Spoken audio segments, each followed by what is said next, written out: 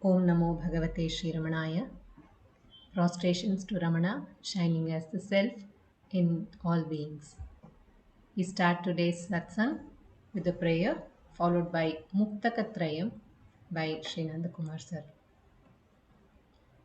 दक्षिणामूर्तिसारम्भां शङ्कराचार्यमध्यमाम् रमणाचार्यपर्यन्तां वन्दे गुरुपरम्परां वन्दे गुरुपरम्परां वन्दे गुरुपरम्परां शुक्लाम्बरधरं विष्णुं शशिवर्णं चतुर्भुजं प्रसन्नवदनं ध्यायेत् सर्वविघ्नोपशान्तये आङ्गिकं भुवनं यस्य वाचिकं सर्ववाङ्मयम् आहार्यं चन्द्रतारादि तं नमः सात्विकं शिवम्.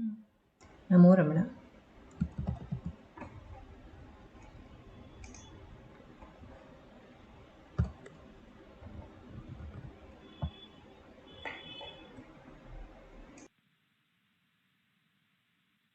एकमक्षरम्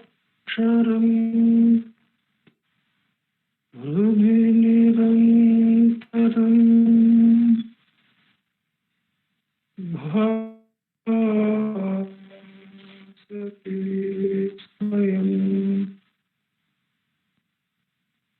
लिख्यते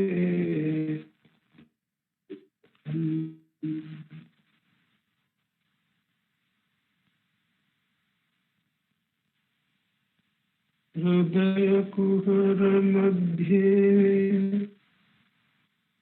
केवलं ब्रह्मात्रम् यहमहं नित्याशा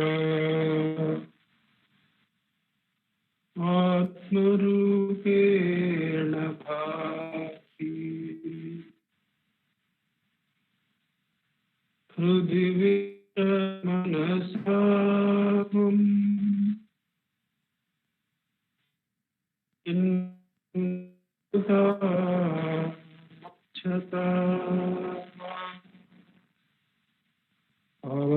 पवनचलनरोधा आत्मनिष्ठो भवत्वम्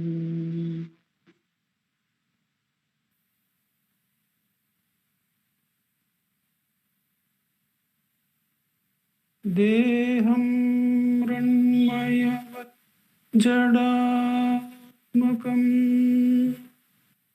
अहं बुद्धिर्न तस्यास्त्यतो नाहं तत्तभावशुक्तिसमये सिद्धात्मसद्भाव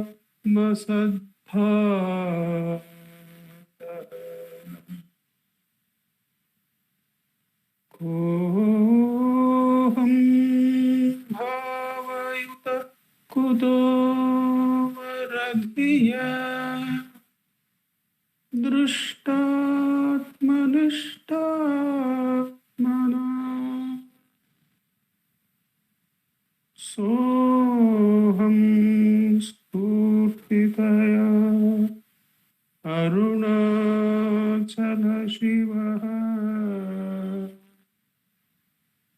पूर्णो विभाति स्वयं सोऽहं स्फूर्तितया अरुणाचलशिवः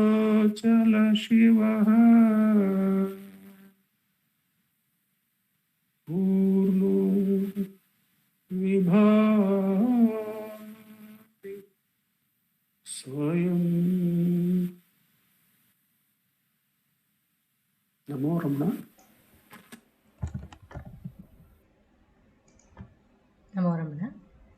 We will now have a chanting of Upadeshasaram by Srimati Ashwini Balaji and Kumari Uma Shripati.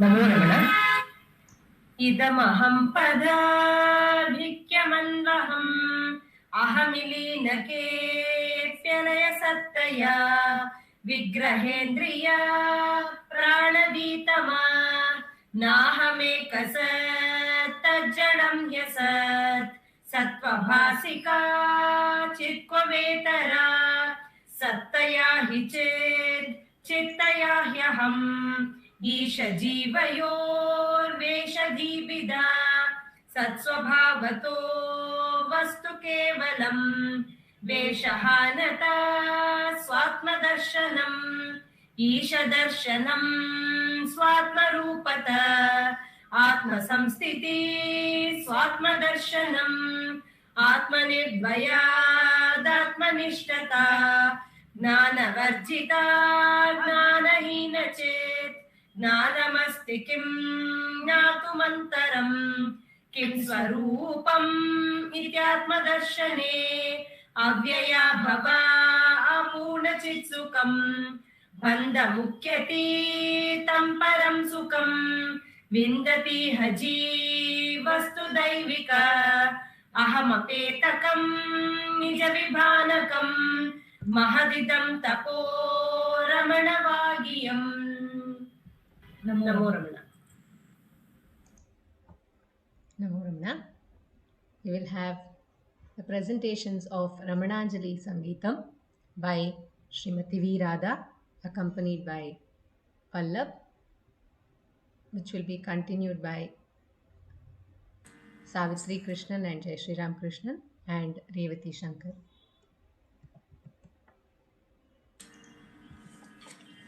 Namo Ramana to everyone. Today we have selected a few verses from Uma Sahasram, composed by Sri Ganapati Muni, and the music is composed by Srimati Sulochana Natarajan. It is in Ragam, Ragamalika, set to Aditalam.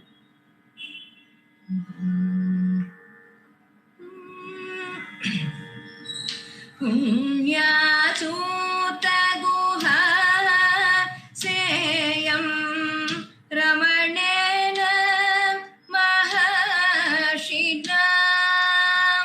Punyasuta guha seyam ramanena mahashidam. Adhishtita सेवकानां पापहन्त्री विराजते अधिष्ठिता सेवकानां पापहन्त्री विराजते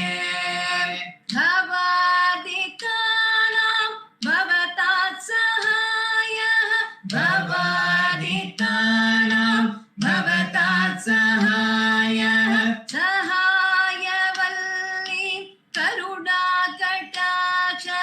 सहायवल्ली करुणाकटाक्षः भवादितानां भवतात् सहायः सहायवल्ली करुणाकटाक्षः यत्पातपूतो रमणो महर्षिः यत्पातपूतो रमणो महर्षिः परं लुलोके भगवान् गुरुर्नः परं लुलोके भगवान् गुरुर्नः यत्पातपूतो रमणो महर्षिः परं लुलोके भगवान् गुरुर्नः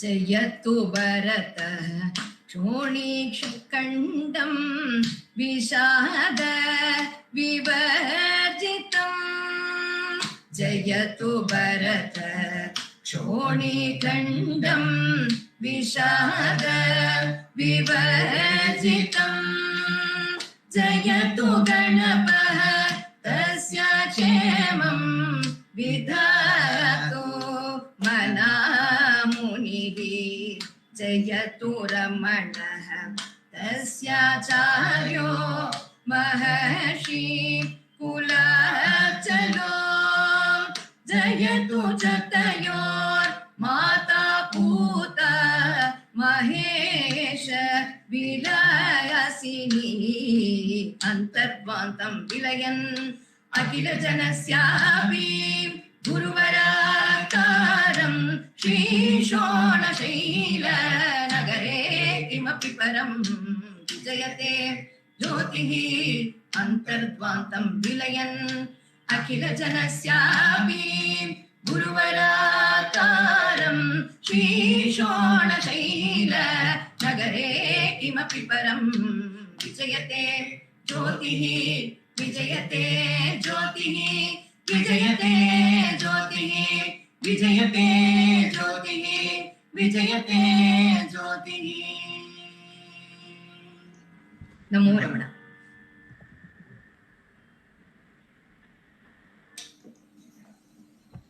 Om Namo Bhagavate Shri Ramanaya.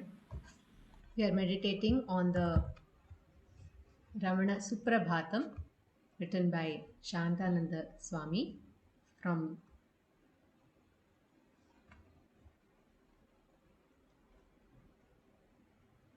Vasishta Gufa.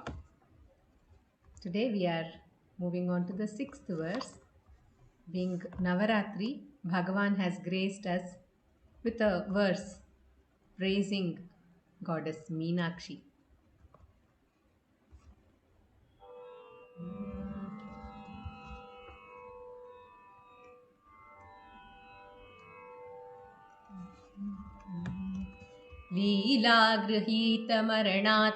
लीलागृहीतमरणात्मकभावमूलः प्राप्तस्तदैव सहसा परमात्मबोधम् मीनाक्षपाङ्गकृपया मधुरानगर्याम् आनन्दचित्रमणभो तव सुप्रभातम् लीलागृहीतमरणात्मकभावमूलः प्राप्तस्तदैव सहसा परमात्मबोधम् मीनाक्षपाङ्गकृपया मधुरानगर्याम् आनन्दचित्रमणभो तव सुप्रभातम्. Good morning, O Ramana, the supreme consciousness bliss. By the grace of the sidelong glance of Meenakshi, Mother Divine, and the Queen of Maduranagari, you playfully experienced the death state while at Madurai and realized the self forthwith. When Venkatraman went to his uncle's house after the passing away of his father, he visited the Meenakshi temple. After his enlightenment, he stood in front of Devi Meenakshi and tears used to roll from his eyes, and it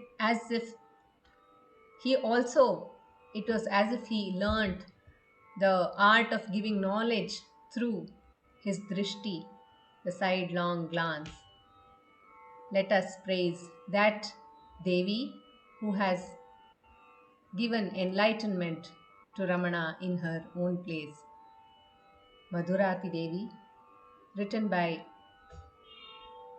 A.S. Venugopal Rao, music by Dr. Ambika Kameshwar. Madhurati Devi,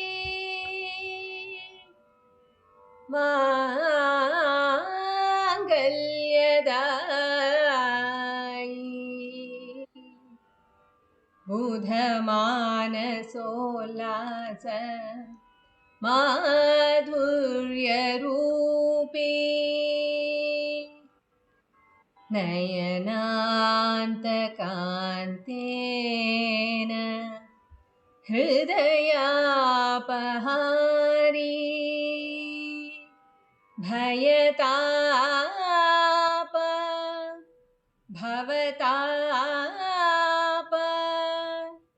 Papapahari,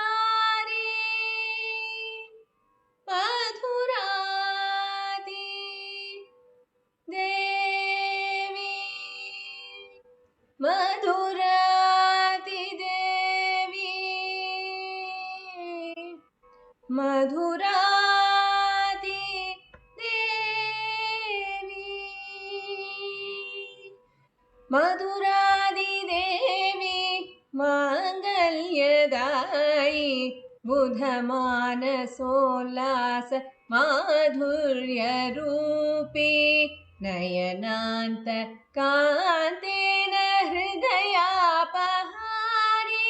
भयताप भवताप पापापहारी मधुरादिदेवी माङ्गल्यदायि बुधमानसोल्लास माधुर्यरूपी नयनान्तकान्तेन हृदयापहारि भयताप भवताप पापापहारी मधुरादिदेवी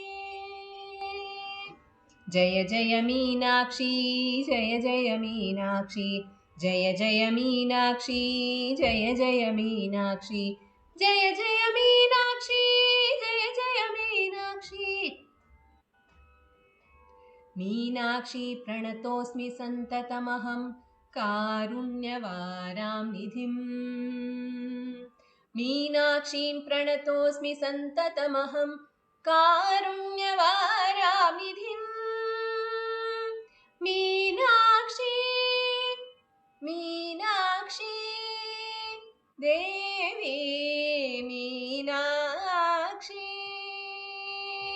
जय जय मीनाक्षी जय जय मीनाक्षी जय जय मीनाक्षी जय जय मीनाक्षी जय जय मीनाक्षी जय जय मीनाक्षी जय जय मीनाक्षी जय जय मीनाक्षी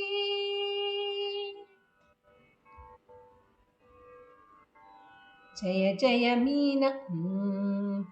जय जय मीनाक्षी जय जय द्वादशान्तशक्ति जय जय मीनाक्षी जय जय द्वादशान्तशक्ति जय जय मीनाक्षी जय जय लोलाक्षी जय जय मीनाक्षी जय जय लोलाक्षी जय जय मीनाक्षी जय जय रमणाक्षी जय जय मीनाक्षी जय जय ज्ञानाक्षी जय जय मीनाक्षी जय जय रमणाक्षी जय जय मीनाक्षी जय जय ज्ञानाक्षी जय जय मीनाक्षी जय जय द्वादशान्तशक्ति जय जय मीनाक्षी जय जय रमणाक्षी जय जय मीनाक्षी जय जय रमणाक्षी नमो रमण We will now have a presentation of Ramana Sangeetam by Savitri Krishna.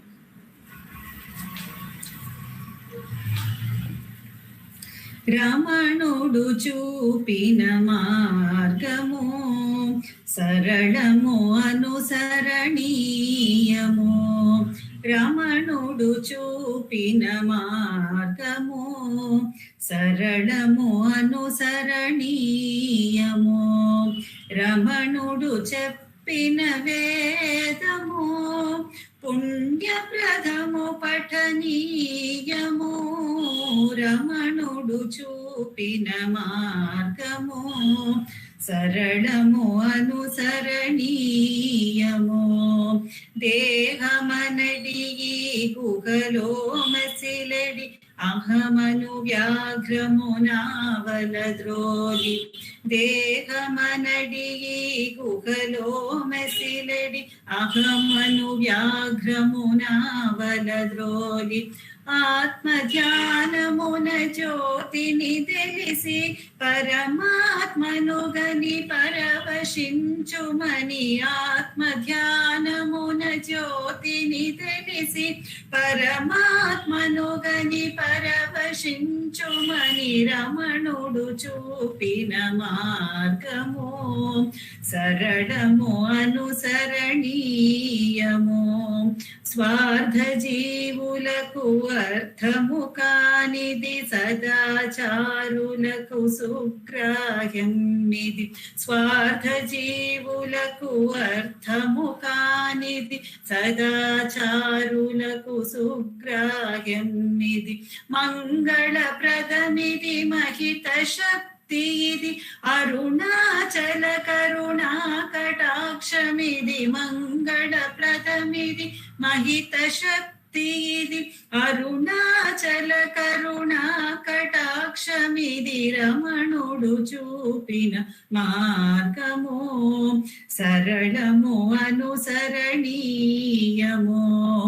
రమణుడు చెప్పిన వేదము పుణ్యప్రదము పఠనీయము రమణుడు చూపిన మార్గము సరళము అనుసరణీయము సరళము అనుసరణీయము సరళము అనుసరణీయము. ఓం నమో భగవతే శ్రీరమణ.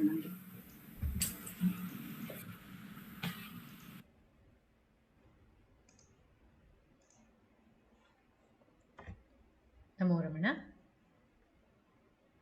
రమణును చూపిన మార్గము సరళము అనుసరణీయము. Yes, his path is the direct path and the simplest. Now we have a sharing and reading of the publication Forever in the Now, Forever is in the Now by Sri Nandakumar sir, this will be followed by self-inquiry session led by Nandakumar sir.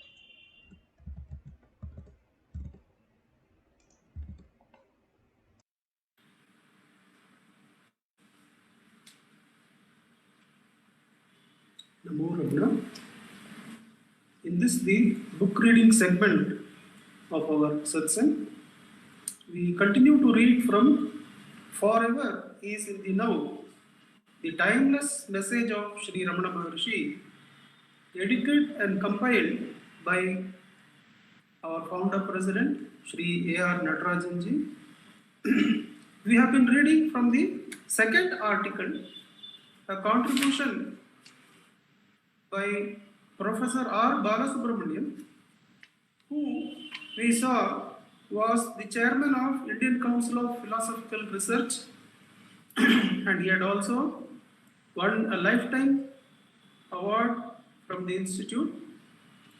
We had begun by why self-inquiry, and the professor, the head of philosophy, he had shown us how there is that the self is worth seeking, that it is the shreyas and the objects are the preyas. Therefore, self-inquiry and the seeking of the self is a worthy task.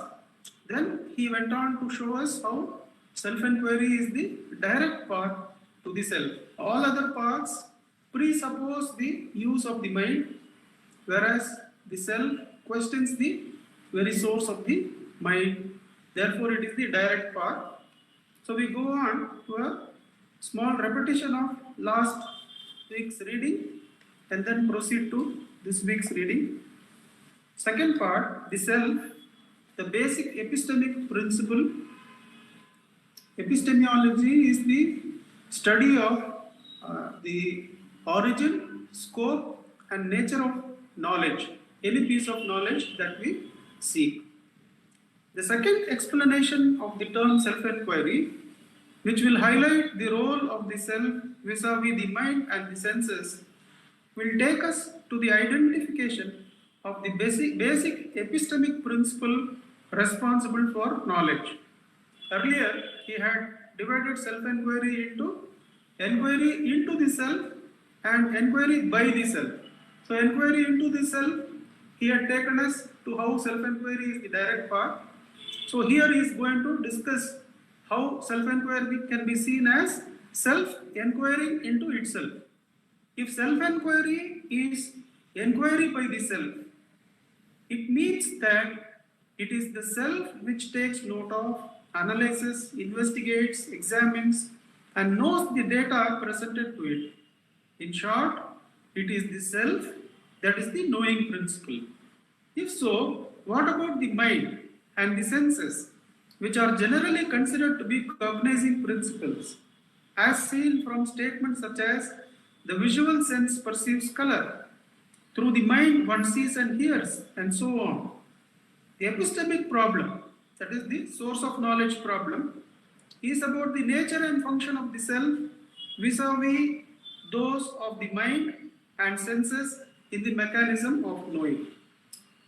So he's going to discuss how the mind and senses, to what extent they are sources of knowledge, and self, to what realistic extent it is the source of knowledge.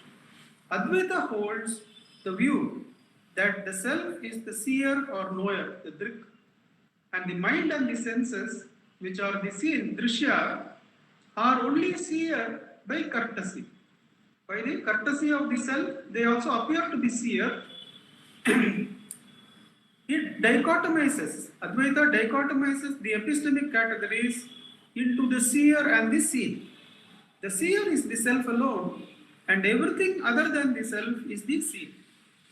If so, the mind and the senses, which are other than the self, belong to the category of the seen, like the body and the external objects. So as far as Advaita is concerned, just as this chair is the seen, the senses and the mind are also only the seen. Only the Atma is the seer. Also, the seen can never be the seer. The seer can never become the seen. Referring to the dichotomy between the seer and the seen, Ramana observes that even though the mind is said to be the seer of the gross body and the external object, example a pot, strictly speaking, the self alone is the seer and the mind and the senses are the seen. Since the terms seer and seen are relative, even to categorize the self as seer, says the Maharishi, is not correct. Advaita maintains that the self which is no other than Brahman is the only reality, and so the not self, though accommodated in the metaphysical scheme of empirically real, is not ultimately real. If the seen is seen as existing apart from the seer, it is not real. But if it is seen as no other than the seer, then it is real. Since epistemology involves the seer-seen duality, and since the problem of determining ultimate epistemic principle in all knowing arises only in the context of duality of the seer and the seen, the term seer used to categorize the self is relative and contextual. In relative, it is relative in two senses. Relative to the seen and also relative to the empirical realm, Vyavaharika, in which alone there is epistemology involving dualism of the seer and the seen. It is contextual because of its usage with reference to the seen. In the absence of the seen, it will make no sense to use the term seer. Ramana conveys this built-in dualistic problem in epistemology and its disappearance when the knower-known duality is transcended by the realization of the one as follows. This is a quote from Bhagavan. Although we are said to be the knower, because we know all, and not the known, because we are not known by anything else, we are said to be the knower only in relation to the known objects.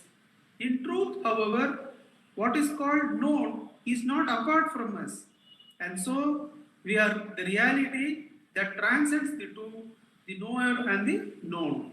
So this is Bhagavan's position. Even in Dridrishya Vivekam, Bhagavan says, finally, since all the drishya is removed, drishya vilaya, he says, since all the drishya is removed, there is no seer also. The final self cannot be given the title seer because there is nothing apart to see. In the passage quoted above, the term we, that is, we are said to be the knower, that is the reference. We refers to jivas. The jiva, according to Advaita, is a complex of the self and the not-self. From the epistemic and metaphysical points of view, the important components of the latter are the mind, the senses and the body. So the self and the non-self make up the jiva. So the non-self is the mind, senses and the body. The mind and senses belong to the subtle body, Sukshma Sharira, which is located in the external gross body, Sthula Sharira. Since the self, which is the seer, is the essential principle of the jiva, the term we, standing for the jiva, should be construed in the secondary sense, lakshyartha, implying the self, and not in the primary sense, vachyartha, signifying a complex whole of the self and the not-self. So the jiva, which was considered as the self and not-self complex, should also be removed of the not-self and should be brought to the self alone.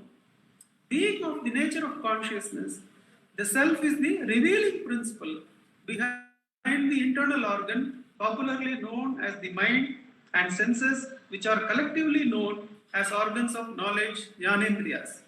Material as they are, neither the mind nor the senses can reveal anything. It is true that they are credited with the power of knowing things. Strictly speaking, they do not have such a power. They are only the organs or instruments through which knowledge of various kinds, knowledge of external objects and of other minds, knowledge of the past and of the future, knowledge of the subject states take place. Owing to the association of the self, they appear to have the power of manifesting things. Their nature being what it is, this power is not inherent in them, and in this respect, they are no better than a piece of stone or wood. The association or relation of the self with the mind and the senses can also be questioned. For the self being non-material and therefore being sentient cannot have any relation with the material and insentient objects such as the mind and the senses. So the relation of the senses of the self with the mind and the senses is a false mithya.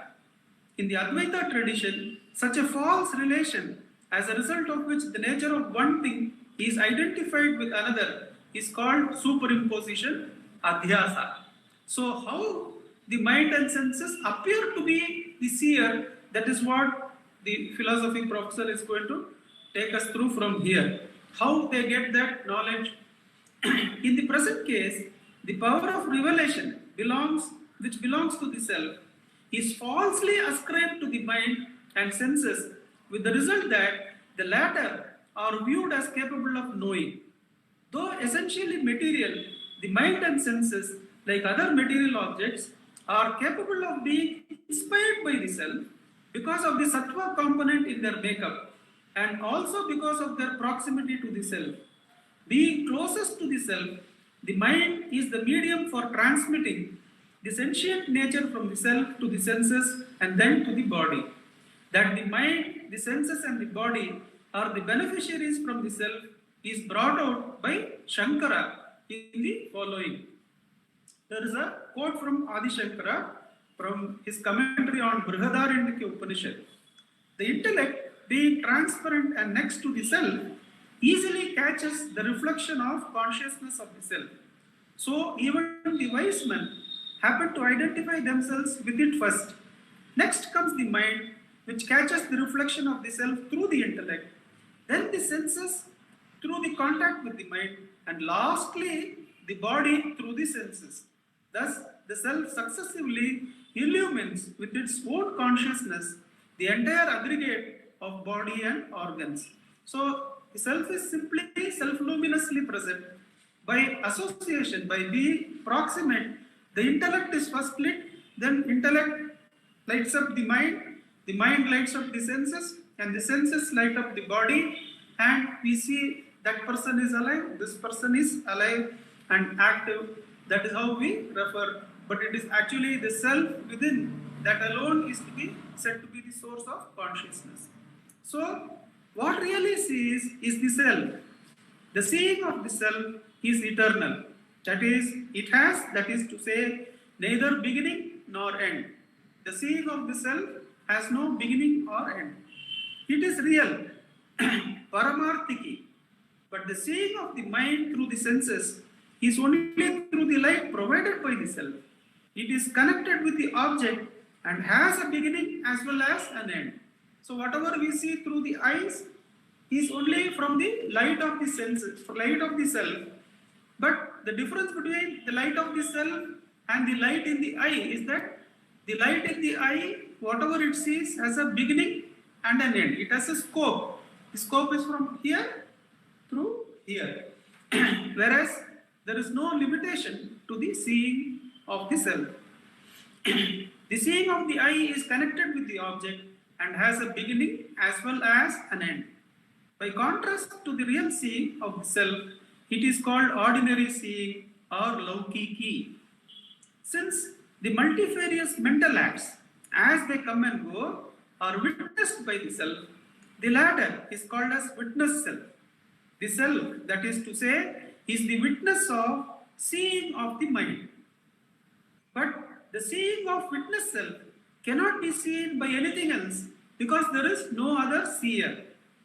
This is the final step in the Drishya Viveka, that the pot is seen by the eye is seen by the mind is seen by the witnessing intellect or witnessing self, but the witnessing self cannot be seen by something else. Therefore, it is self-luminous, it has to see itself. But the seeing of the witness self cannot be seen by anything else because there is no other seer. That is why the Upanishad says, you cannot see that which is the witness of seeing. That is once again Brihadaranyaka Upanishad. In the course of his commentary on this text, Shankara brings out the distinction between real seeing and ordinary seeing. Also the distinction between seeing of the witness, Atmano Drishti, and witness of seeing, Drishte Drashtu, as follows. So, what Shankara is going to bring out and the professor is presenting to us is the distinction between real seeing of the self and ordinary seeing through the eye or the mind. Also, the distinction between seeing of the witness by the witness itself as well as the witness seeing the mental movements. That is, the seeing of the witness is called as Atmano Drishti, whereas witness of seeing of the mind is called as Drishte Drashtu, as follows. It here follows Shankara's commentary translated for us. Seeing is of two kinds, ordinary and real seeing. Ordinary seeing is a function of the mind as connected with the eye. It is an act, and as such it has a beginning and an end. But the seeing that belongs to the self is like the heat and light of fire. Being the very essence of the witness, it has neither beginning nor end. Because it appears to be connected with ordinary seeing, which is produced and is but a limiting adjunct of it, it is spoken as witness and also as differentiated into witness and seeing, drashta drishti. The ordinary seeing, however, is colored by the objects seen through the eye and of course has a beginning. It appears to be connected with the external seeing of the self and is but a reflection and is but its reflection. It is therefore the external seeing of the self is metaphorically spoken as witness, and although eternally seeing, it is spoken of as sometimes seeing and sometimes as not seeing. But as a matter of fact, the seeing of the seer never changes. So, even when it is seeing thoughts, one has to take it to be the seeing of reflection only, whereas when it is self-witnessing, when it is limitlessly seeing itself, that alone is to be taken as real seeing. That is, slowly from external side of the eye, Shankara brings us to the sakshi of the thought. Then he asks us to drop the sakshi of the thought and be sakshi of the sakshi itself. Third part, paradoxicality of the self. There is something paradoxical about the self, for it appears to be both known and unknown.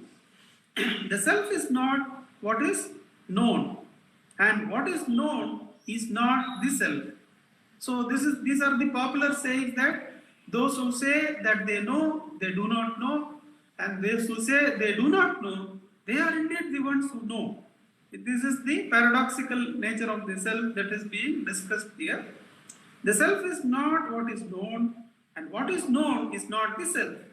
The Upanishad conveys this paradoxically about the self by saying, this is a quote from Kena Upanishad, it is unknown to those who know well and known to those who do not know. So, those who clearly surrender and say that through the limited ego, through the limited mind, the self can never be known, they are the ones who know. Whereas those who say that they know the self, they definitely do not know, is the point being brought out. The point here is that it is not known by those who claim to know it, and what is known about it does not relate to its essential nature. Normally, there will not be any difficulty in knowing an object which is immediate and direct. This, however, is not the case with regard to the self. It is generally admitted that the self is immediate and direct.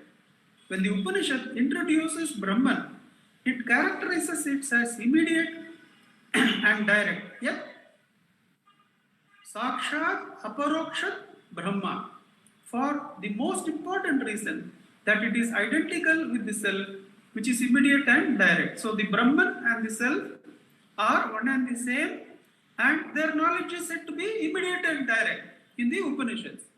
Usastar asks Yajnavakya, explain to me Brahman that is immediate and direct, the self that is within all. That is from Brihadaranyaka Upanishad. That self, notwithstanding its immediacy and directness, remains hidden, eluding our grasp, is the problem. While the question how the self can be both known and unknown remains to be tackled, there is a further complication to the problem when the Upanishad tells us that the self cannot be brought under the category of known and of the unknown. That is Kena Upanishad. The Kena Upanishad says the self cannot be brought under these categories as it is known or even as it is unknown. So earlier it was stated, those who say who do not know, I do not know, they are the ones who know. Here that possibility is also being removed. You cannot just say I do not know the self and claim self-realization. That the self cannot be brought under either the category of known or the category of unknown. If so, how can the self, which is immediate and direct, be other than the known and the unknown?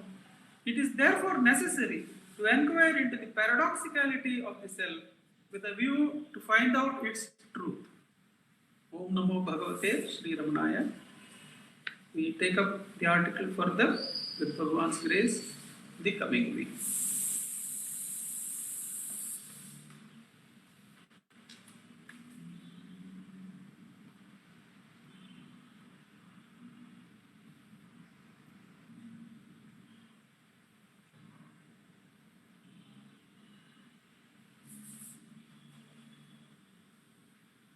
In the practice of self-inquiry, before we commence the practice, we read from Talk 427.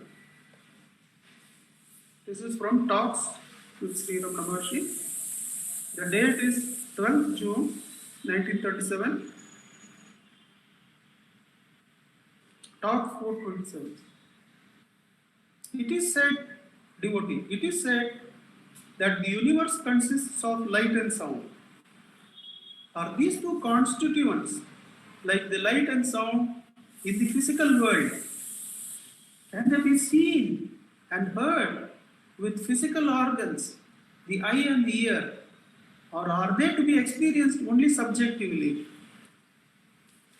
It is said the universe consists of light and sound. Are these two constituents like the light and sound of the physical world? Can they be heard? Can they be seen with physical organs, eye or the ear? or are they to be experienced only subjectively? Maharishi, light and sound correspond to Bindu and Nada in Tantric terminology and to mind and life current in Vedantic. So the light is not the physical light, it is referring to the mind, and sound refers to the prana, the life current in the Vedantic. They are gross, subtle and transcendental. So the mind and the life current can be either gross, subtle or transcendental. The organs can perceive the gross aspect. The eye and the ear can perceive the gross sound, the gross light. The other aspects, subtle and transcendental, are not so perceptible. The subtle can be inferred and the transcendental is only transcendental. Devotee. Hinduism lays down reincarnation of the jiva. What happens to the jiva during the interval between death of one body and the birth of the next one? Maharishi, solve this question by referring to the state of sleep. What happens to you in sleep? Devotee, I do not know. Maharishi, yet you exist. Therefore, existence beyond knowledge and ignorance is indicated. Although ignorance was prevailing in deep sleep, according to your present idea, yet you did not say so in sleep.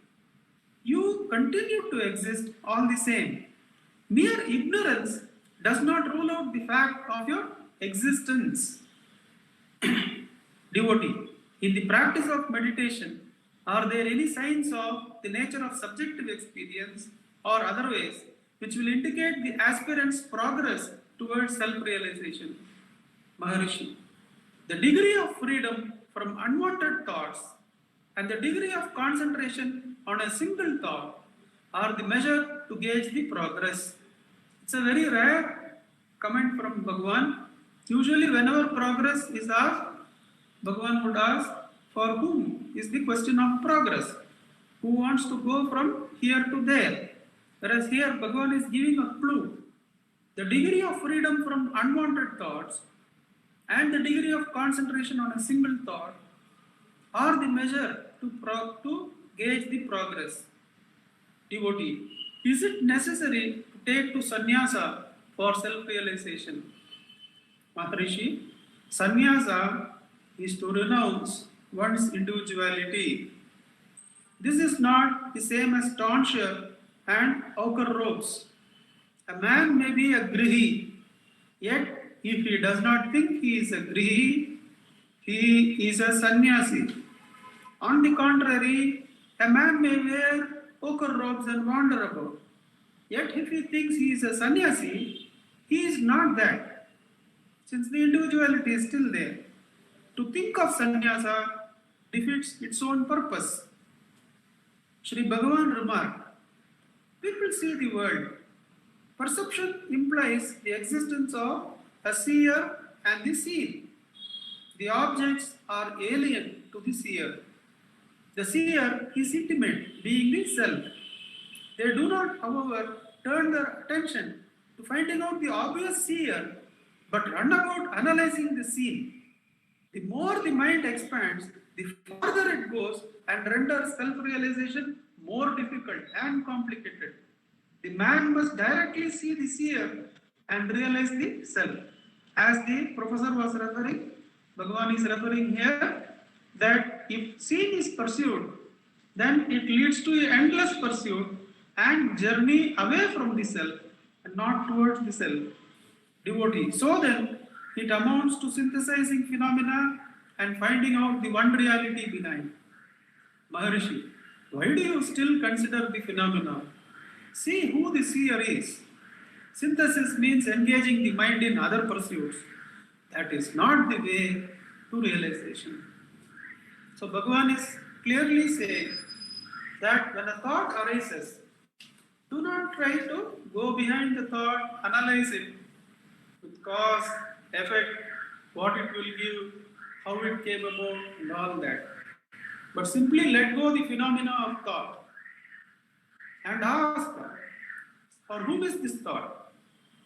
Then the seer of thought, the thinker of thought, comes into our grasp by the answer, this thought is for me, the seer. Who am I? Takes the seer, the relative seer, the ego, the individuality to the source. Till the individuality is erased, that is what Bhagavan says as real sannyasa dawns on us, real self-realization dawns on us. One should take the individuality, the ego, to its source by asking, for whom is this thought? Who am I? With repeated practice, Bhagavan assures, whether we are a grihi or whether we are a sannyasi or any other ashramite, doesn't matter at all. There, once the relative seer is completely erased into the real seer, there is self-realization. All doership is erased and Jivan Mukti is granted. Till such realization, abiding in the self, completely free of all individuality, is realized to be our very nature, one should take the relative seer, the I thought, to its source by inquiring, for whom is this thought? Who am I? With Bhagavan's immense grace, let us sit in practice of Atmacharan for about 10 minutes. You'll set the time for us.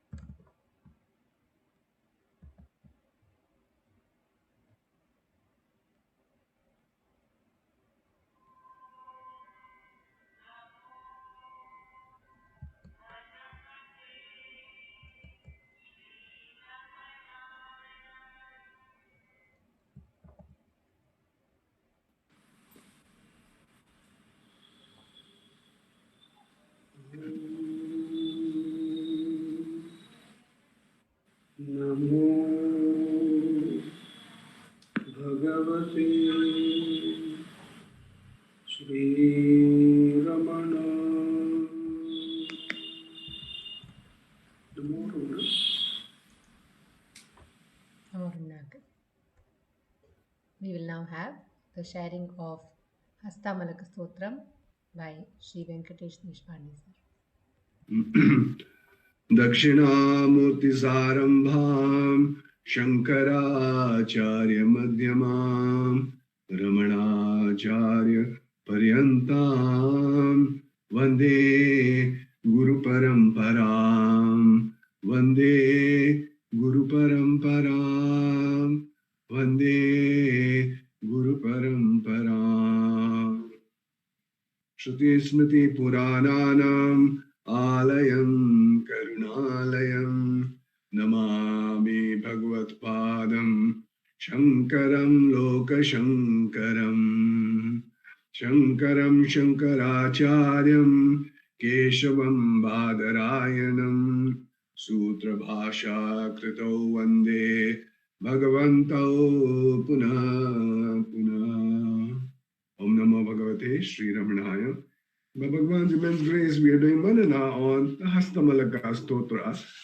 In the last Satsangh, we did the Manana on verse number 12, which says, just as a very ignorant person whose vision is covered by clouds thinks that the sun is covered by clouds and has lost its brilliance, in the same way, that which appears to be bound to a person with deluded vision, I am of the nature of that ever-existing Atman. So, after the verse 13, he removes the probable doubt. If Atman is considered all-pervasive, then it may be attached to each and everything.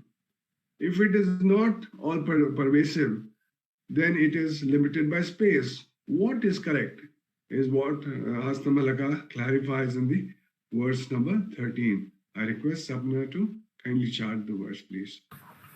Yes, sir. समस्तेषु वस्तुष्वनुस्यूतमेकं समस्तानि वस्तूनि यन्न स्पृशन्ति वियद्वत्सदा शुद्धमच्चस्वरूपं स नित्योपलब्धिस्वरूपोऽहमात्मा समस्तेषु वस्तुष्वनुस्यूतमेकं समस्तानि वस्तूनि यन्न स्पृशन्ति वियद्वत्सदा शुद्धमच्चस्वरूपं स नित्योपलब्धिस्वरूपोऽहमात्मा. Thank you. Thank you, Sapna. The one self which pervades each and every object of the world, yet nothing can touch it, like space, which is always pure and of immaculate nature. I am of the nature of that ever-existing Atman. So it's like somebody says, who are you? You say, I am. Oh, you are. Can you feel that you are? You are, yes. But can you objectify it? You cannot objectify it, like what Nandakumar just read. You can't objectify it because it is everything. It is the self, it's the Atman, it's the consciousness. So immaculate like space, using the simile of space, here the Atman is described as always immaculate and untouched, perfectly complete and one without a second, in spite of being all pervasive and occupying the entire creation. So, Bhagavan is trying to tell us the Atman is described as immaculate, untouched, perfectly complete, and one without a second. It's like a horror movie that is playing on a screen. When you're sitting in the audience, you feel very scared. But does the screen feel scared? Screen, nothing happens to the screen. It does not feel scared. Where there's a love movie going on, a horror movie going on, action movie going on, nothing bothers it. It is just a Sakshi Bhava. It just allows the movie to play on it. So exactly the same thing. It is the nature of space to remain untouched by everything. Water cannot wet it. Fire cannot burn it. And soot cannot blacken it. Similarly, the ever-present Atman, Chidakasha, is the driving force behind all organs of body and the fourfold inner equipment. Like what Nandkumar beautifully said, that how do we realize that? As we keep going in from the objects to the body, to the sense organs, to the mind, to the intellect, and what powers the intellect is the Atman. So we have to go right up to that point and not be stuck with, oh, I know this, I know that. Because if you know something, it is you're objectifying it. It's there in time and space.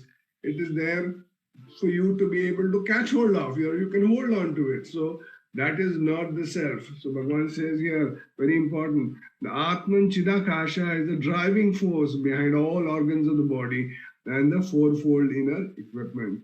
But it is completely detached from their perceptions and actions, as space is not blackened by soot. Atman is not tarnished by enchantments and fascinations. As space is not burnt by fire, the self is not heated up by the fire of wrath and anger. As space cannot be wet by water, the soul doesn't get soaked in the flow of enjoyment.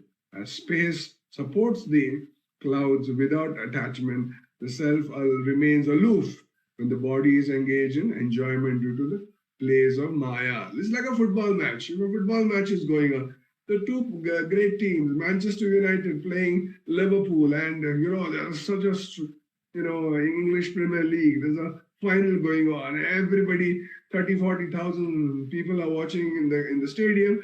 The millions are watching on the TV. What matters for the field? The field and the chairs in the stadium. Nothing matters to them. They will be there, whether whoever plays or whoever sits on them, it doesn't matter. It just stays there. So that's what Bhagavan is trying to say, that as space supports the clouds without attachment, the self remains aloof when the body is engaged in enjoyment due to the play of Maya. The space supports Trilokya, the three worlds, but the self is the substratum of all, including even space, maybe crores of realms and experiences. The three worlds could be past, present, and future. It could be anything that if you go to different schools of thought, they talk about it as different things. But what important things we need to understand is space occupies all the five great elements and get dissolved with them into Prakriti at the time of deluge. But the all-pervading consciousness is witness to that deluge as well. Cloth is made up of different threads. Cloth is not different from the threads, but cloth is not in the threads. The Atman occupies everything, but nothing itself, but beside itself is so let's read this again. The Atman occupies everything, but nothing besides itself is present in Atman. So the Atman only is, that's what Bhagavan is trying to tell us, that if you are with that thought-free state, when you say in the morning, when you say I am, and you stop there, and don't say I am Venkatesh, I live here, I live there, I live in the Ramana Maharshi Center, all that stuff. It's all the suffixes, and you may add prefixes to our name and forms and stuff like that. So treasurer, there's that. There's so many things that are happening, but those are all labels. Labels on what? Labels on this body. When the body is not true, then it does not matter what is happening. The Atman is the reality. So once you go to the Atman, you are fearless and free. That's what Bhagavan is saying. Cloth is made up of different threads. Cloth is not different from the threads. But cloth is not in the threads. The Atman occupies everything, but nothing beside itself is present in Atman. Different pictures painted on a wall are apparent, but in fact only the wall is real. The world of plurality is seen by everyone. But the man of wisdom knows that the projection is false. Brahman is the only reality present. Non-apprehension of a rope in dim light creates the misapprehension of a snake. From the standpoint of the rope, the snake never existed. In proper light, the appearance of the snake vanishes. Due to ignorance of the self, the world or multiplicity consists of living and non-living beings, and things appear. In the light of true knowledge, everything is recognized as Brahman. So this is So that's what they call self-realization. It's not self-getting or you have to get something. You have to realize, you have to drop whatever is unreal. Whatever is unreal, if you drop, then whatever is left is real. So that's what they say. If you want to go from lower mind to upper mind, to higher minds, you want to go from lust, greed, anger, hatred, jealousy to higher minds of love, compassion, goodness, and other things, then you don't have to give up this. You just have to acquire the new, and this thing will automatically go away. So similarly, Bhagavan is trying to say that you have to let go all this, whatever is not true. So if you do self-inquiry, what happens? Automatically the lower mind, automatically the names and forms, automatically the things that we think are real, which are not real, will drop off. That's what Bhagavan is trying to say here. And the best example is the rope and the snake. It is always spoken about because the rope is there, it's real, but the snake is seen as unreal, and everybody gets scared. This Hastamalaka states that he is that Brahman which is of the nature of knowledge itself and not the object of knowledge, that which is the substratum of the world but beyond duality. This declaration of Hastamalaka, melting away all duality with differences about you and me, bringing about the merging of both the master and the disciple into one Brahman, fills the heart of Bhagavan Shankaracharya with inexplicable delight.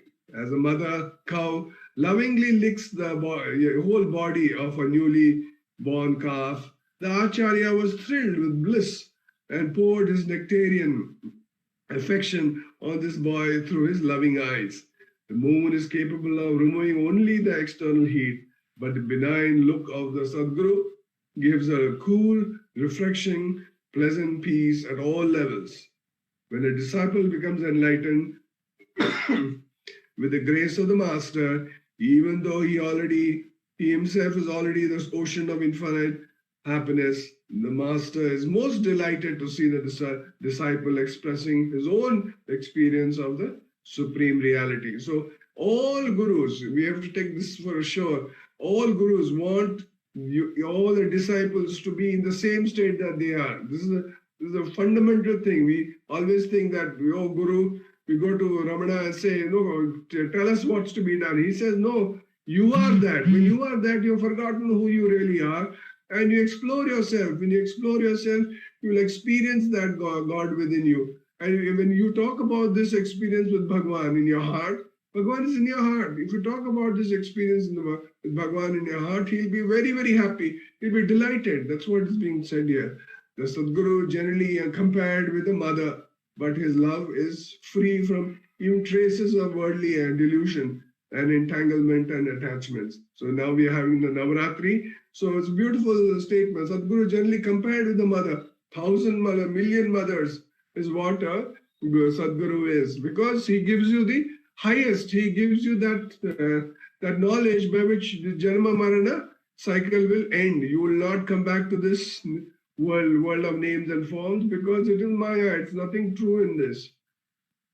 But the love is free from even traces of worldly delusion, of entanglement and attachments. The Sadguru is fascinated to see in the disciple the sporting of his own Atma Swarupa. So there can be no greater joy for a guru if his disciple is in the same state as him. That's what Bhagavan is expecting all of us to do: self-inquiry, do surrender, do karma, bhakti, jnana, whatever it is, to be able to come to single-pointedness, and then do Atma Vichara and go within and experience that self within. The consciousness devoid of all thoughts is perceived as God. That's what Bhagavan says. Pleased with the narration of Hastamalaka, Bhagavan Shankaracharya now concludes the sutra with a prayer to Lord Vishnu. So by Bhagavan's grace, we heard some wonderful shlokas given by Hastamalaka to all of us. These all, whenever I read, it's all for me. So each one of us, whatever we take from this is for each one of us. So we should take the highest, and with all force we should pray to God and go within and try and find Him there within, and then you will become fearless and free. By Bhagwan's grace, we will be concluding this, the Hastamalaka Stotras by Bhagwan Shankaracharya's Stotra, and then we will, by his grace, we will start Dakshina Murti Stotra. Om Namo Bhagavate Sri Ramanaya. Thank you. Namo Ramana. Namo Ramana Deva. Thanks, Deva. Thank you. We will now have the sharing of Dr. Kalarani Rangaswami's Jnana Vichara Padalam Devi Kalotram.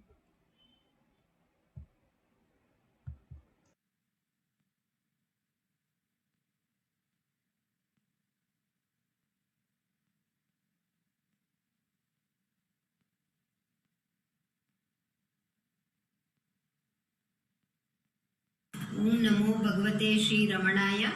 அருணாச்சலமென அகமே நினைப்பவர் அகத்தை வேறறுப்பாய் Arunachalam. Namo Ramana to all. With the abundance grace of Bhagavan, we are meditating on Devi Kalotra Jnana Vichara Padalam, very graciously given to us by Bhagavan Sri Ramana Maharshi in Tamil.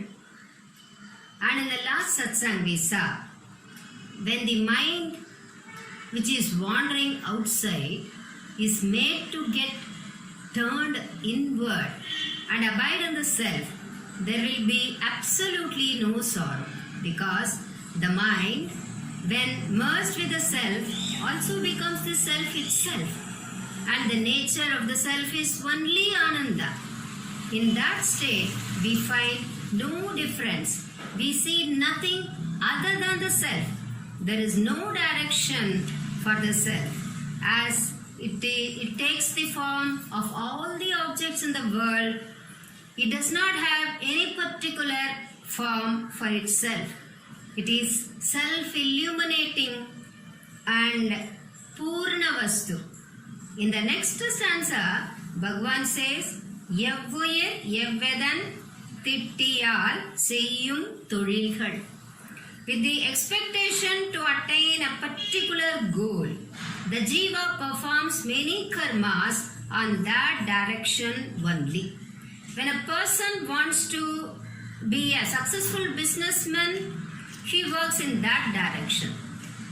If someone wants to excel in studies, he works in that direction by learning well and by doing extra activities and going for extra classes and all.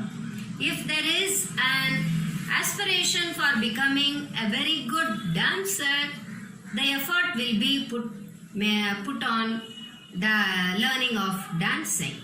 In that process, good or bad, it will be experienced by that jiva alone. In association with that jiva, the palam, the fruit, will be given to jiva only, and jiva experiences sukha dukkha. So Bhagavan says, these karmas are not flawless. These karmas which is done with doership will help to attain mukti. It will be circling within a small circle and will be merged in karma and in karma sagara. The karmas, when done with the thinking that I am the doer, makes the jiva to experience the sukha dukkha. That is why Bhagavan says these karmas are with flaw. When this is continued, it will only increase flaws and flaws. Then what should one do? Bhagavan says in the next stanza, Seyyum tozhilgal avuyirku agadi undadar yavam ara avai saradu ayar titti atru ul nirolagam thane ninai. All worldly objects are with flaw only. Deivam என்பது அருள்மயம், ஜெகமெல்லாம் இருள்மயம், says Sadhu. It makes one with he may think he knows everything and act accordingly and that will increase the ego in that state. I'll tell you a small example. Once Sri Krishna acted as though he was suffering from a great headache. Narada asked, what can be done? What is the solution for this? How can Krishna get out of that headache? Krishna said, oh, it's very simple. If I get the tirtha, the jala, which tirtha can I get it from Gangaji or Yamuna? No, wait Narada, wait. The tirtha out of washing the feet of my greatest bhakta. And if I apply that on my forehead, I will be relieved from this. Immediately, Narada went to Kailasha, Brahmaloka, Devaloka and asked everyone to get some tirtha and asked for the tirtha. All got stunned and said, how can we wash our feet and give that water to Krishna? No, it's a great power. Rishis also said that the same thing. And he wants to take rest. Narada got fed up. He want to take rest. So he went to Radha's house. Narada was sitting very dejected. Seeing this, Radha asked him, what is the reason for his sorrow? Narada told her the same thing. Krishna is suffering from severe headache. And oh God, what happened to him? And Narada said, only if I get the tirtha, that is the water washed from the feet of any one of the bhakta, he will be relieved of that. Then immediately Radha said, please wait 1 second. I will give you the water after washing my feet. Narada was surprised. He said, you are going to get a great sin out of that. But Radha didn't wait for his talk. So she went and washed her feet and got the water and gave it to Narada. Then Narada, he realized, we are also Vishnu Bhakta. We could have done this, isn't it? Then his ego, that he is the great Bhakta, vanished out. That is. So Bhagavan says, instead of concentrating on the worldly objects and happenings, one has to turn the mind inward and meditate on the Swarupa, which is beyond the Drishti. That is Atma Satsatkaram. Bhagavan says, Sindai Saivai Dinamum Sindaiki Ettadade. When concentration is turned towards the flawless Jiva form, will also get destroyed. Unnuru Ulayara Unnida Munnir Guru Chakkarai Uruvena Uruvoyum. When the sugar immersed in ocean, its form gets destroyed. Likewise, when mind is turned inward, the form is also get destroyed and merges with the self, that is Anma. Om Namo Bhagavate Shri Ramanaya.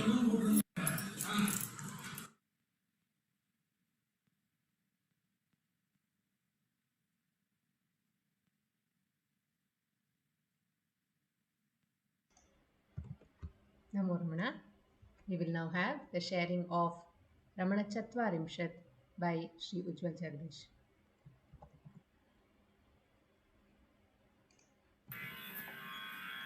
Om Namo Bhagavate Shri Ramanaya. Ramanaya Loka Gurave Namaha.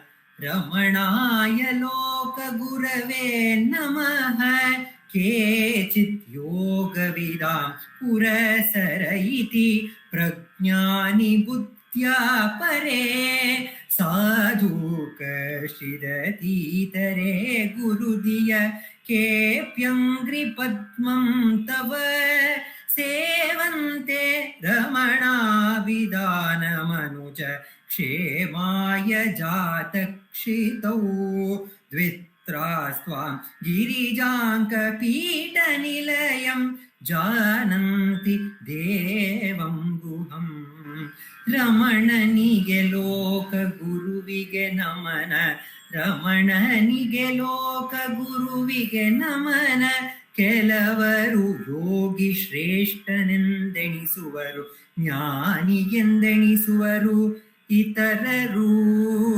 ಸಾಧು ಎಂದೆಣಿಸುವರು ಇತರರು ಗುರು ಎಂದು ನಿನ್ನ ಪದ ಕಮಲವ ಸೇವಿಪರು ರಮಣಾಂಕಿತನೆ ಮನುಜ ಕ್ಷೇಮಕ್ಕೆ ಭುವಿ ಜಾತನೆ ವಿರಳರು ನೀ ಗಿರಿಜಾಂಕ ಪೀಠ ಸ್ಥಿತ ಸ್ಕಂದನೆಂದರಿವರು.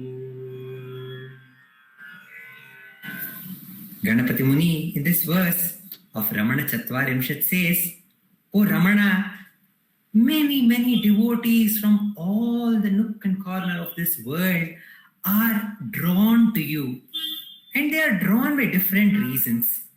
Some are drawn to you thinking that you are a great yogi, a maha yogi who has attained the pinnacle of yoga. You are in that samadhi sthiti, the sahaja samadhi sthiti, which all the yogis are desiring for. So they think you are a great yogi, and they are all coming to find the path of attaining that great marga, to be ever united with the Supreme. That is the yoga that they are desiring for, and they are drawn to you. Few are drawn to you thinking that you are a great jnani, and few are drawn to you as thinking you are sadhu. You are compassionate to all the living beings, and few thinking you are a guru. They are drawn to you to find the paths to attain the highest path, to attain that supreme bliss which is unalloyed with any fear or any sorrow. They're all desiring that you will show that path. You are the one who will guide them. Thinking that you are Guru, they are drawn to you. But, O Ramana, everybody come and they're all doing seva to your lotus feet, O Ramana. But they do not know who you really are. You are the one who has come for the goodness, for the good of all the living beings, including the mankind. And you are the one who is ever abiding on the pita, on the lap of the mother. And the mother is none other than Mother Chinmayi. We are celebrating that aspect of the Mother Chinmayi who out of her compassion came down to earth. And she performed penance in various places to make this world beautiful and make this world good. For the Jagat Hitavatara, the Devi appeared on the earth, and the Ramana, who is ever abiding on that lap of that mother, who is full of compassion, is also embodied with the same compassion. That's why he has taken the human form. He is none other than that Guha, and he has come in the human form to bring goodness to all of us. And here, the goodness, the word sadhu actually means goodness, or that which is very, very beautiful and wonderful. I've heard a story where a sadhu tells what is the meaning of being a sadhu. A sadhu was meditating on the banks of a river, and he sees that a scorpion is crawling and it is going inside the water. And as soon as the scorpion goes inside the water, the sadhu picks the scorpion and keeps it outside on the bank. And as soon as he keeps it on the bank, the scorpion stings the sadhu, and the sadhu is little hurt, but he is not disturbed, and he again goes back to his meditation.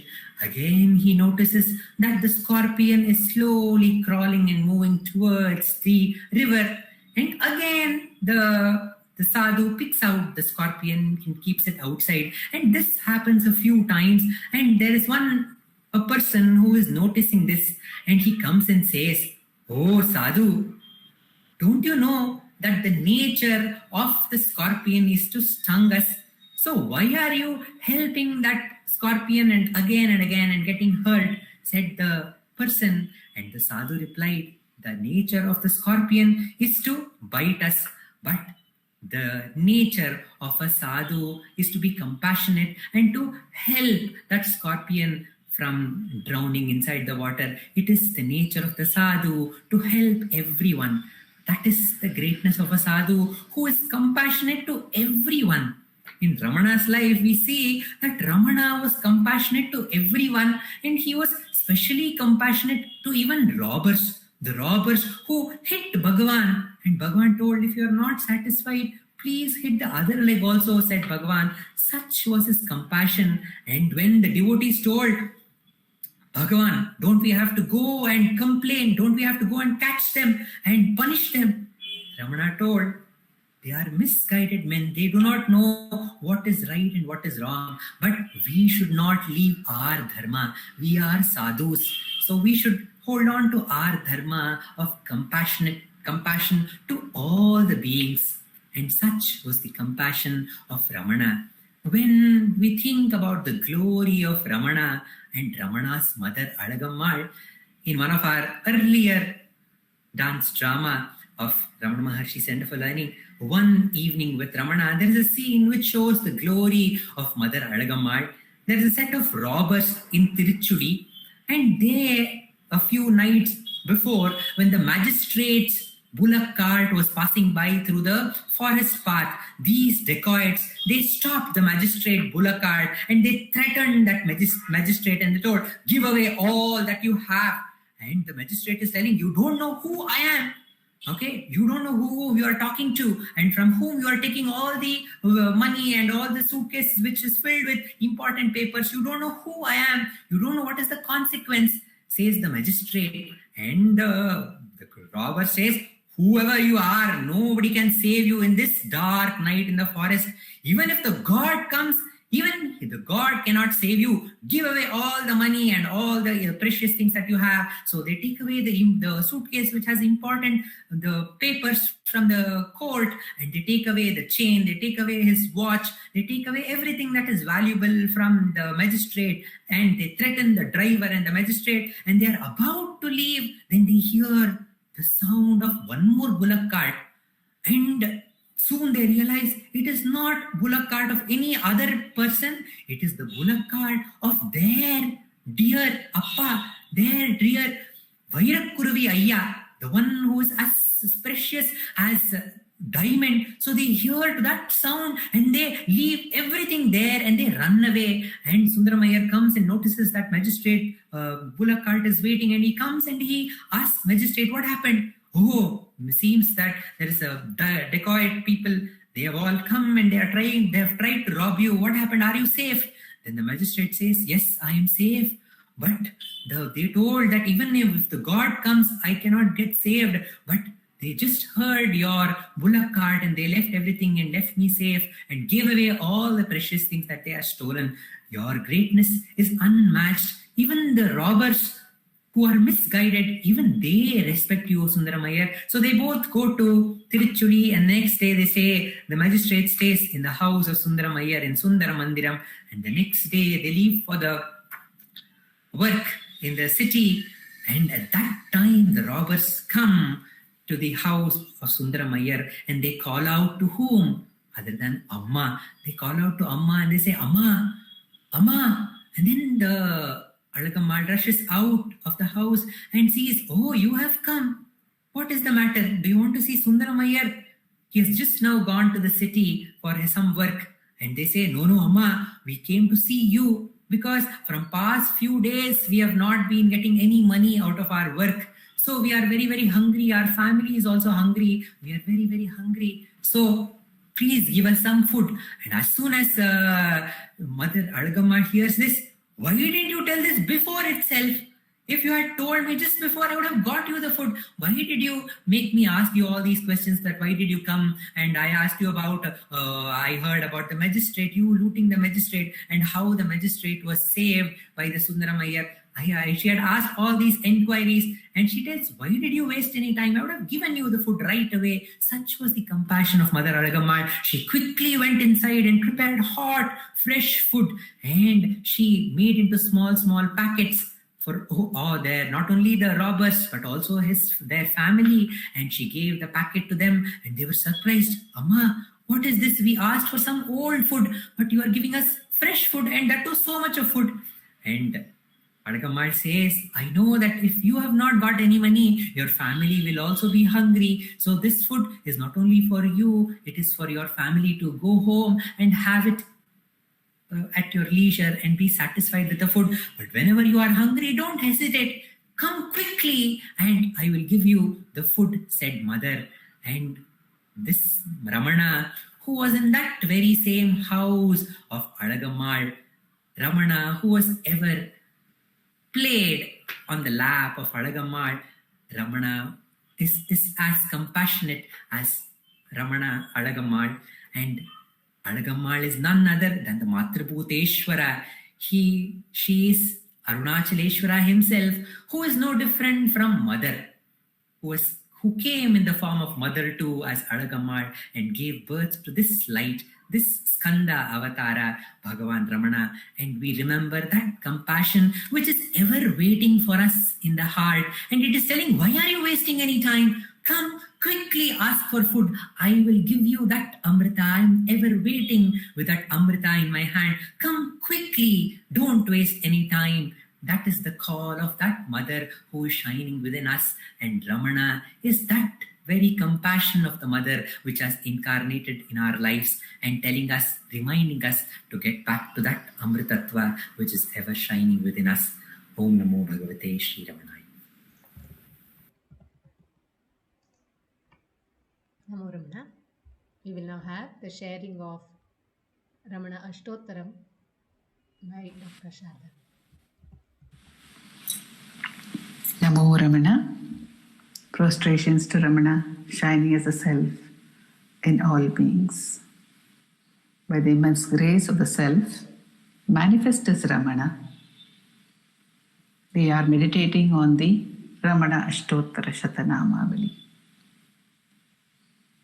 We had a beautiful evening, Satsangh, with Nandakumarji reading out the difference, as pointed out by Dr. Balasubramaniam, between existentialism and Bhagavan's teachings, and then leading us into the Drigdrishya Viveka, and finally the talk with Bhagavan, where Bhagavan kindly tells us, gives us some clue, some milestones as well, before leading us into the self through self-inquiry.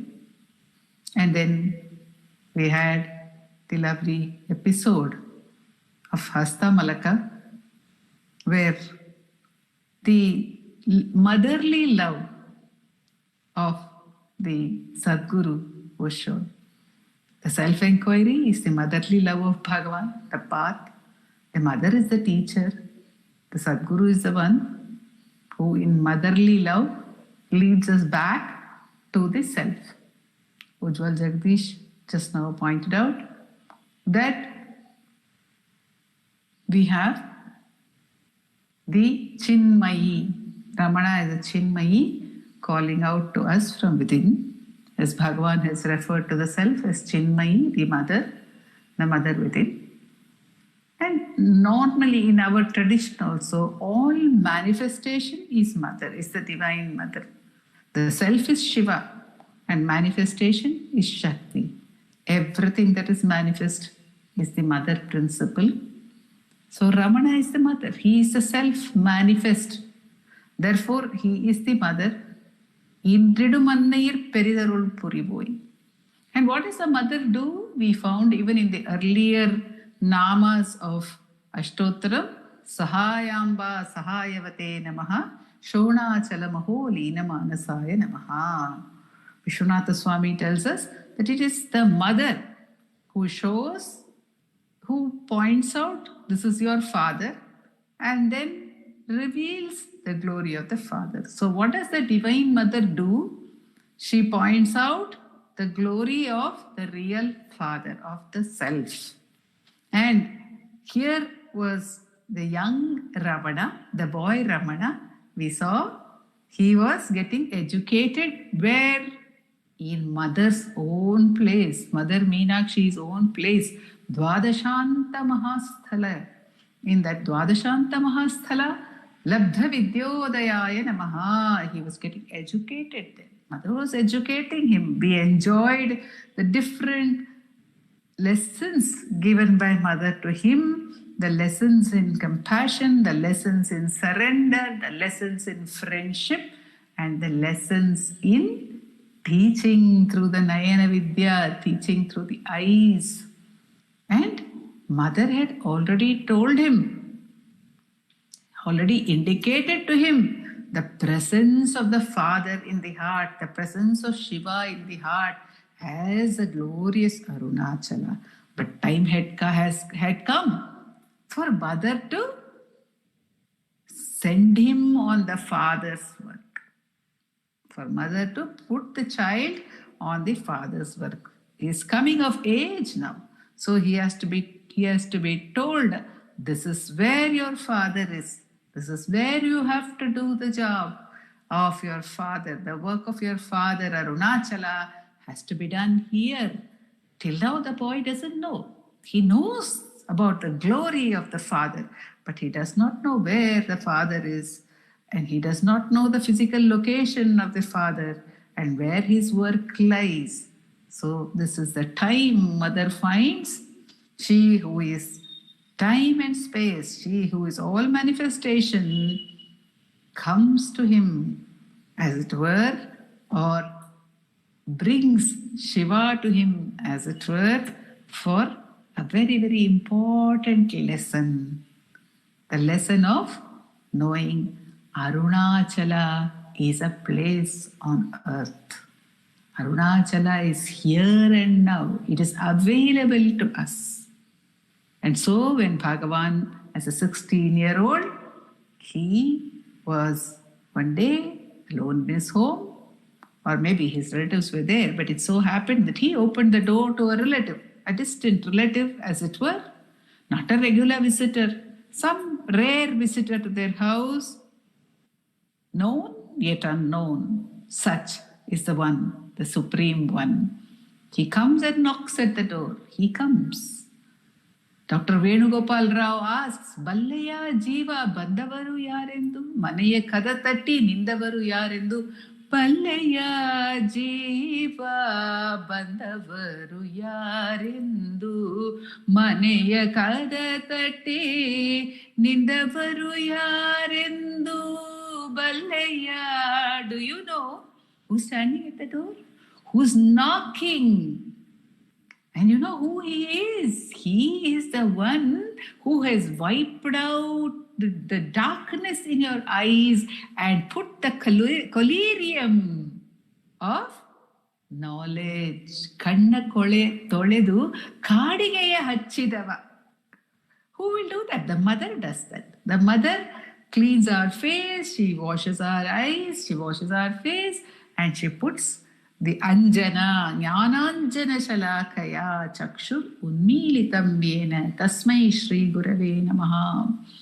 So there was this relative knocking at the door, and Ramana, young Ramana, opened the door for him, and by chance, as it were, Ramana, we all know, is very shy. He's very shy. He would not unnecessarily speak at all.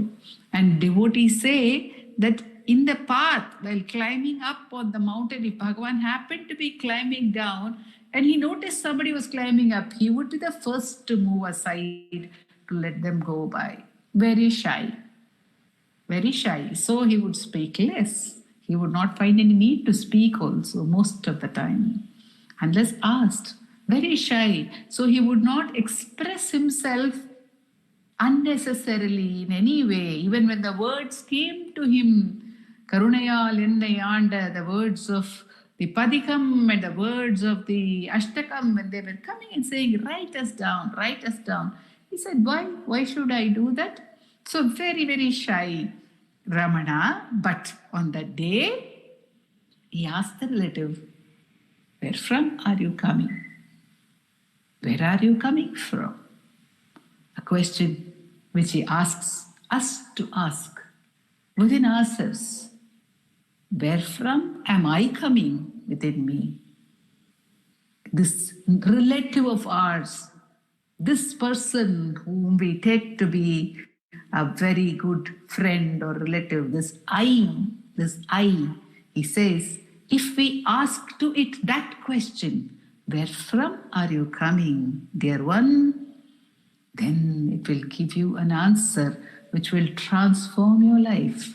Because that is what happened to Bhagavan in the external world. In his manifest life, he found the purpose.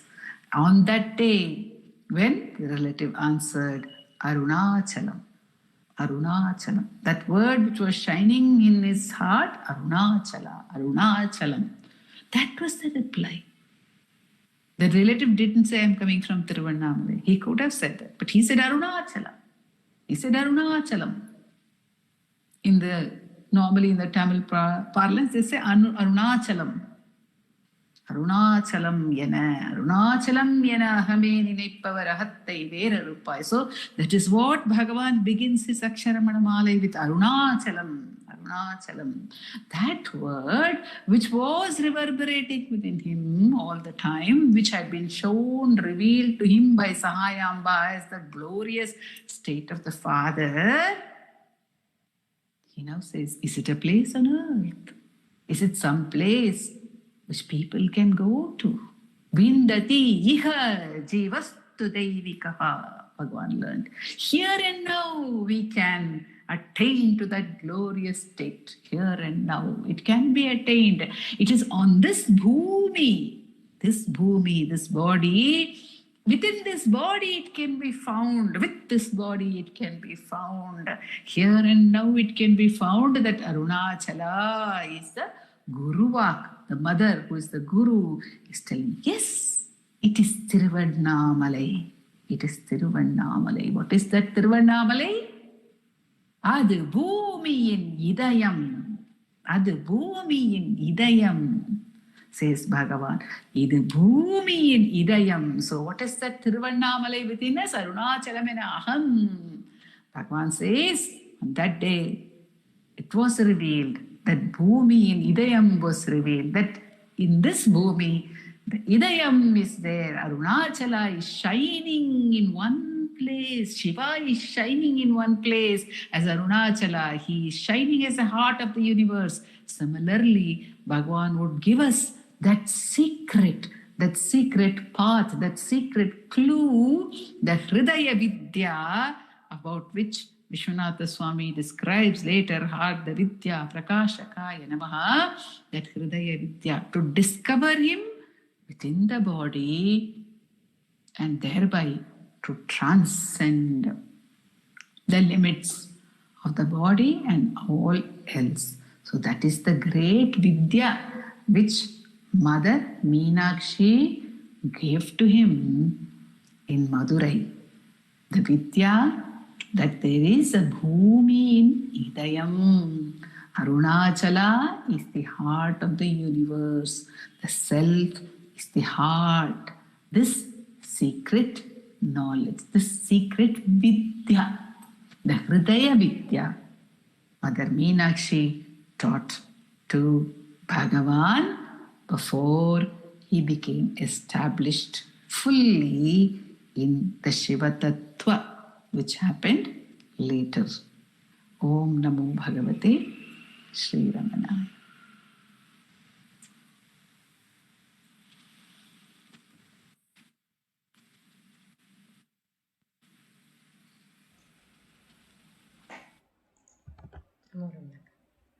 We will now have the chanting of Aksharamanamala by Srimati V. Radha with Vallabh Srinivas.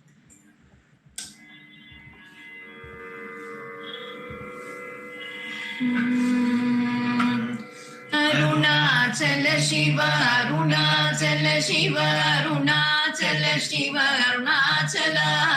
Arunachala Shiva, Arunachala Shiva, Arunachala Shiva, Arunachala. நைந்தழி கனியா நல நிலை பதத்தில் நாடி உட்கொள் நலம் அருணாச்சலா. நொந்திடாதுந்தனை தந்தனை கொண்டிலை அந்தகனி என கருணாச்சலா நோக்கிய கருதி மேதாக்கிய பக்குவம் acne ஆண்டருள் Arunachala பற்றி மல்விடம் தலை உற்றிரு முனமருள் பற்றிட அருள் புரிய அருணாச்சலா பார்த்தருள் மாலர பார்த்தில்லை எனின் அருள் பாருனக்கார் சொல்வார் அருணாச்சலா பித்த விட்டுன்னை நேர்பித்த நாக்கினை அருள் பித்தம் தெளி மருந்தருணாச்சலா வீதியில் உன்னை சார் வீதியில் என்னை சேர் வீதி உந்தனக்கே அருணாச்சலா புல்லறிவே துரை நல்லறிவே துரை புல்லிடவே அருள் அருணாச்சலா பூமண மாமண பூரண மணம் கொள்ள பூரண மணம் அருள் அருணாச்சலா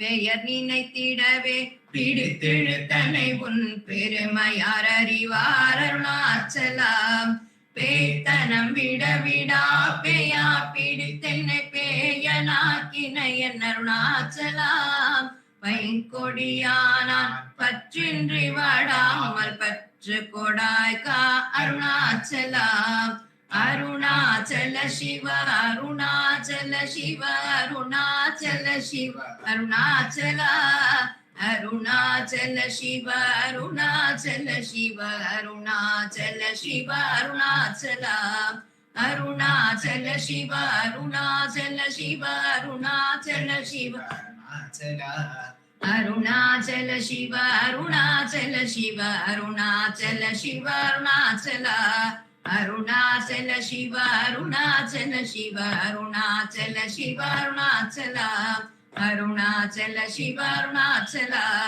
அருணாச்சல சிவ அருணாச்சலா அருணாச்சலம் வாழி அன்பர்களும் வாழி அக்ஷரமண மாலை வாழி.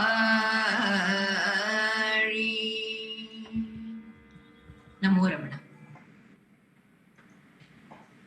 Namo Ramana. We will conclude today's satsang with the Ashtotara Puja to Bhagavan. The puja will be done at the Ramana Maharshi Heritage Center's Meditation Hall by Ujjwal. The chanting will be by Revathi Shankar and Uma and Ashwini.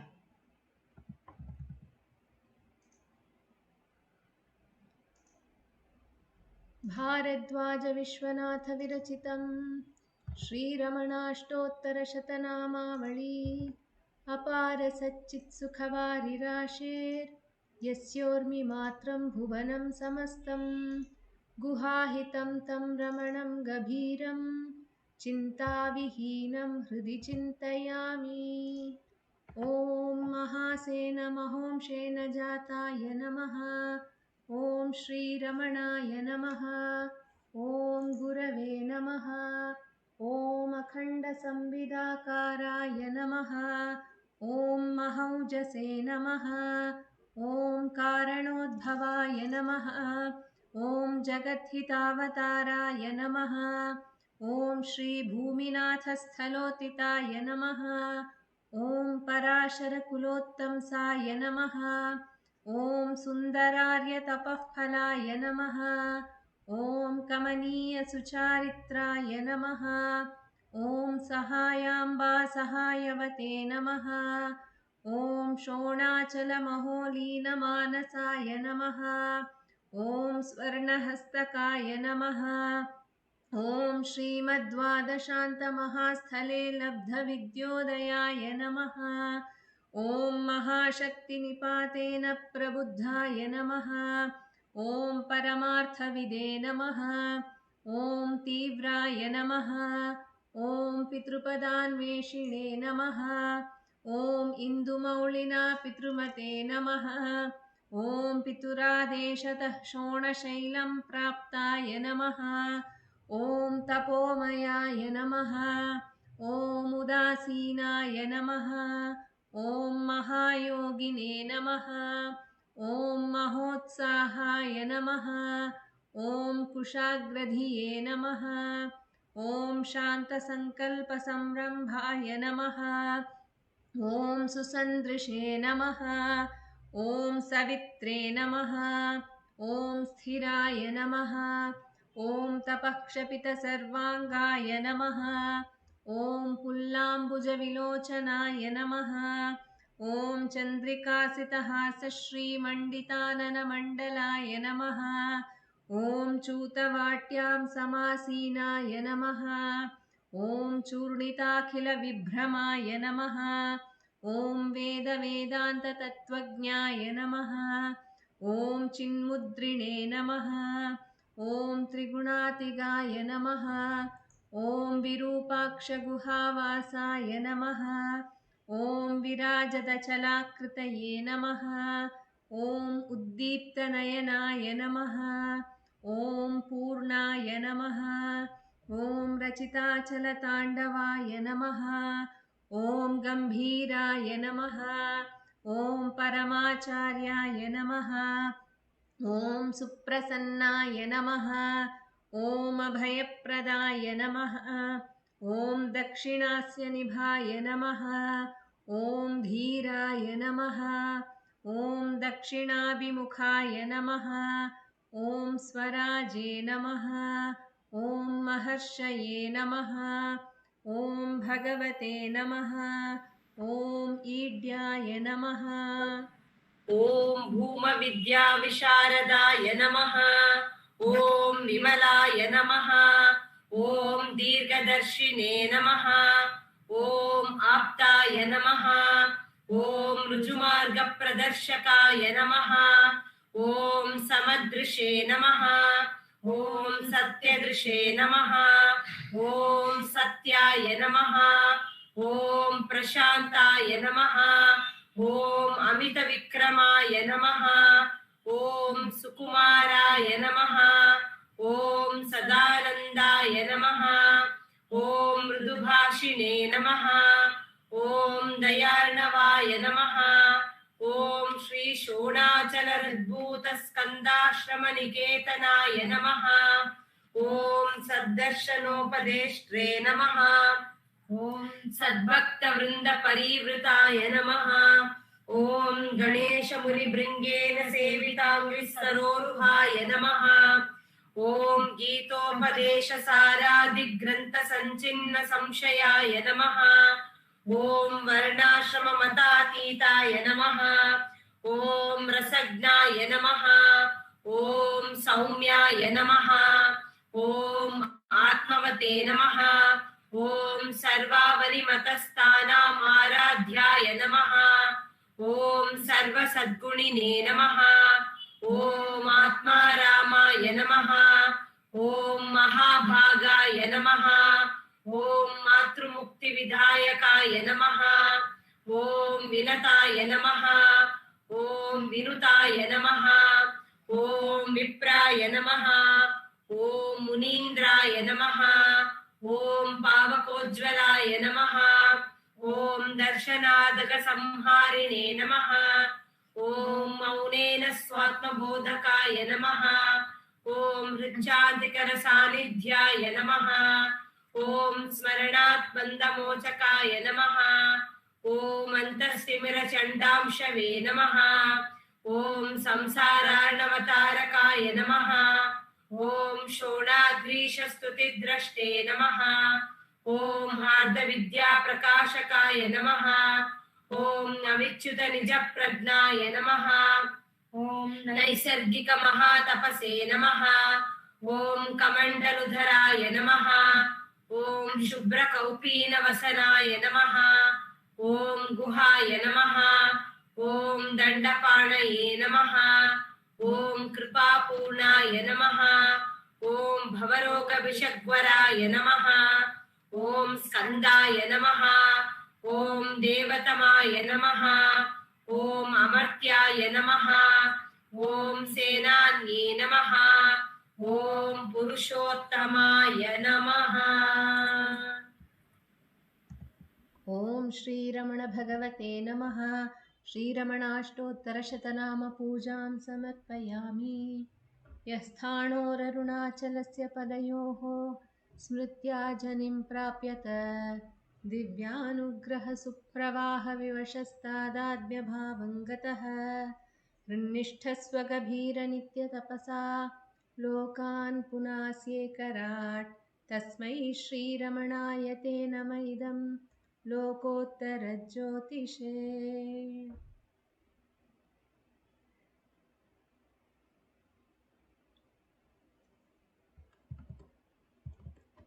Namo Namo Namo रमण सदाशिवप्रभावरण नमो महर्षि नमो महर्षि नमो नमो नमो रमण सदाशिवप्रभावरण नमो महर्षि नमो महर्षि दर्शनसुखमङ्गलमुखसकलजीवहितसम्मुख ब्रह्मसङ्गिये नमो नमो नमो रमण सदाशिवप्रभावरण नमो महर्षि नमो महर्षि सदा तुष्ट सदा हृष्ट सदा शिवानन्दपुष्ट परममहर्षि ब्रह्मनिष्ठ समदर्शी नमो नमो नमो रमण सदाशिव प्रभावरण नमो महर्षि नमो महर्षि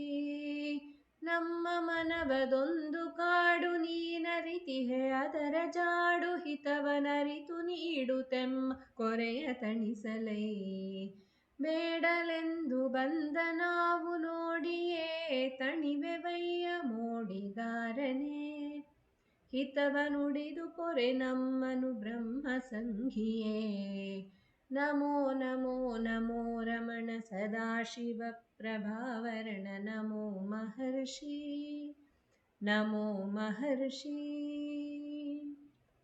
बोलो भगवान श्री रमण महर्षि की जय। जय